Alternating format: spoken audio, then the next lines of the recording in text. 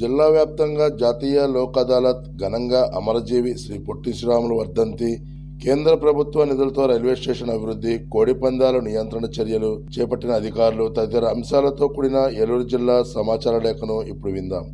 వ్యాఖ్యానం ఏలూరు జిల్లా ఆకాశవాణి ప్రతినిధి ఏవిఎస్ ప్రసాద్. ఉమ్మడి పశ్చిమ గోదావరి జిల్లా వ్యాప్తంగా డిసెంబర్ 14వ తేదీన నిర్వహించిన జాతీయ లోక్ అదాలత్కు జిల్లా వ్యాప్తంగా 33 బెంచ్లు ఏర్పాటు చేసినట్లు ఉమ్మడి పశ్చిమ గోదావరి జిల్లా ప్రధాన న్యాయమూర్తి సి పురుషోత్తం కుమార్ తెలిపారు.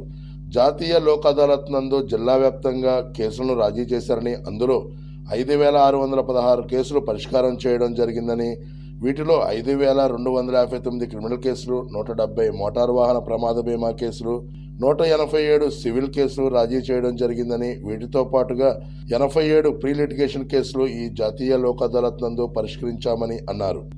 జిల్లా వ్యాప్తంగా ప్రభుత్వ మరియు వివిధ పార్టీ కార్యాలయంలో అమరజీవి శ్రీ పొట్టి శ్రీరాములు 72వ వర్ధంతి వేడుకలు ఘనంగా నిర్వహించారు. కలెక్టరేట్లో వెనుకబడిన తరగతుల సంక్షేమ శాఖ ఆధ్వర్యంలో నిర్వహించిన ఆత్మార్పణ దినోత్సవం పురస్కరించుకుని అమరజీవి పొట్టి శ్రీరాములు చిత్రపటానికి జిల్లా కలెక్టర్ వెట్రిసెల్వి మరియు పలువురు అధికారులు పూలమాలలేసి నివాళులర్పించారు.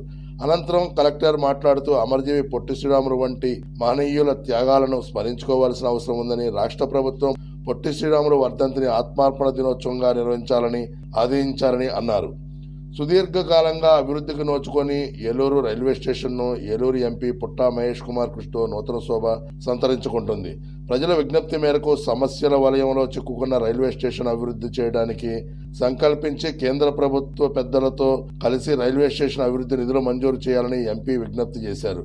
రైల్వే శాఖ కేంద్ర మంత్రి, రైల్వే శాఖ అధికారులు కలిసి వినతి పత్రాలు అందజేయగా ఎంపీ విన్నపాలకు సానుకూలంగా స్పందించిన కేంద్ర ప్రభుత్వం ఏలూరు రైల్వే స్టేషన్ ఆధునీకరణ పనులు చేపట్టేందుకు అమృత్ భారత్ పథకం కింద 21 కోట్ల రూపాయలు మంజూరు చేయగా ప్రస్తుతం రైల్వే స్టేషన్లో ఆధునీకరణ పనులు 70% మేరకు పూర్తయినట్లు రైల్వే అధికారులు చెబుతున్నారు.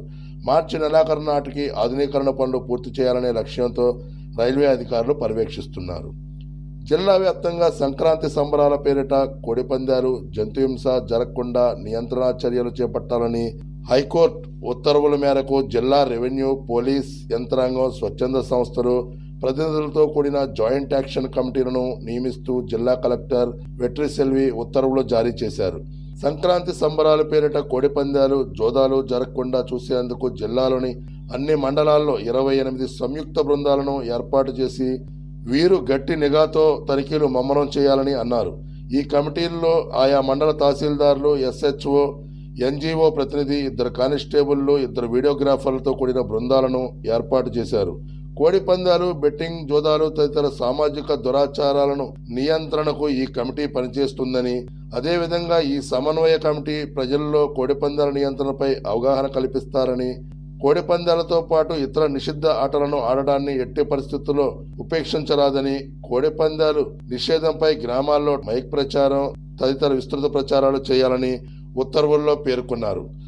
ఏలూరు జిల్లా వ్యాప్తంగా PRGS లో వచ్చిన అర్జీలను సత్వరం పరిష్కరించాలని జిల్లా కలెక్టర్ జిల్లాలోని అన్ని తహసీల్దార్లకు మరియు ప్రభుత్వ కార్యాలయాల్లో అధికారులకు ఉత్తర్వులు జారీ చేశారు.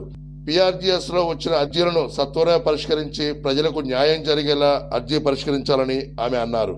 ఇప్పటి వరకు ఏలూరు జిల్లా సమాచార లేఖను విన్నారు. మరికొన్ని వార్తా విశేషాలతో ఫిబ్రవరి నెల సమాచార లేఖలో కలుసుకుందాం. ఏవిఎస్ ప్రసాద్, ఏలూరు జిల్లా ఆకాశవాణి ప్రతినిధి.